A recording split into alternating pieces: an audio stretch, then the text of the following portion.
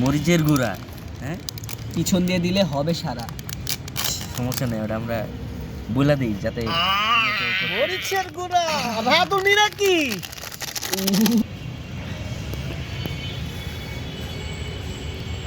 সরিষার তেল আর tomato sauce.